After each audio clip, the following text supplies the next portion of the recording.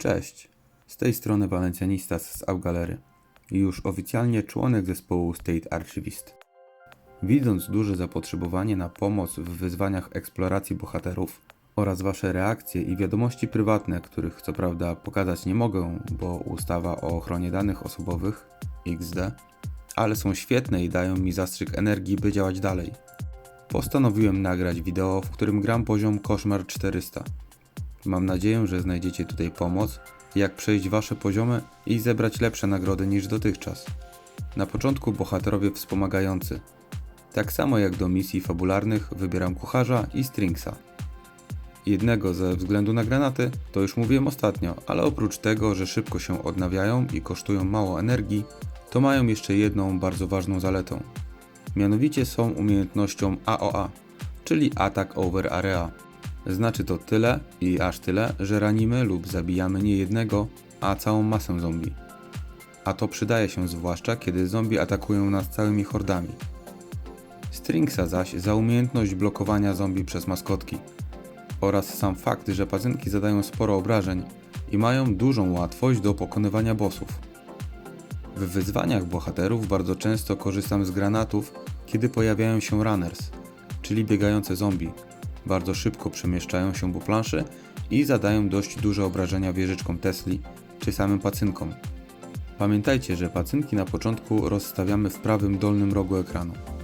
Robimy to, ponieważ na początku nie mamy armii marionetek, które niszczą zombie, więc jesteśmy narażeni na ataki.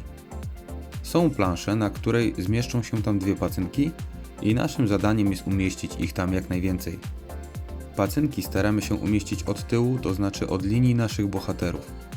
Dalej już nie ma sensu, ponieważ zasięg ich umiejętności nie jest nieograniczony. Równocześnie staramy się tak ustawić pacynki, aby sięgały jak najdalej poza widoczny obszar gry, tam gdzie pojawiają się zombie. Widać to zwłaszcza, kiedy żadne zombie nas nie atakują, a poziom planszy zmienia się i przybliża do końcowego bossa. To wtedy znaczy, że marionetki zabijają zombie, które po pierwsze zamroziły, a po drugie zombie znajdują się poza widoczną planszą gry.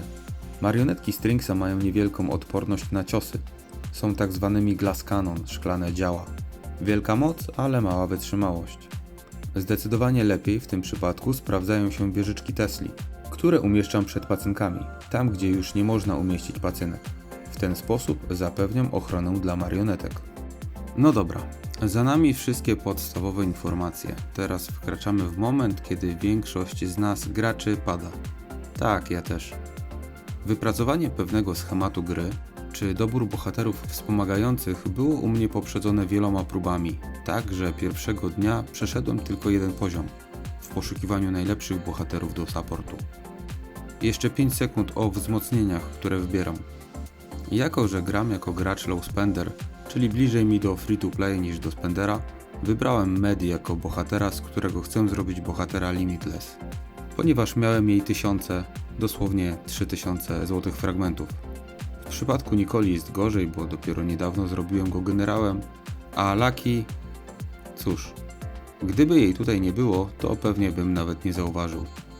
Dlatego skupiam się na ataku jeźdźców, zwiększeniu redukcji obrony oraz co dotyczy zombie, zmniejszeniu ataku zombie oraz wszystkie możliwe złote wzmocnienia. Uważam, że wzmocnienia ataku jeźdźców działają również na pacynki Stringsa, który sam również jest bohaterem jeźdźców.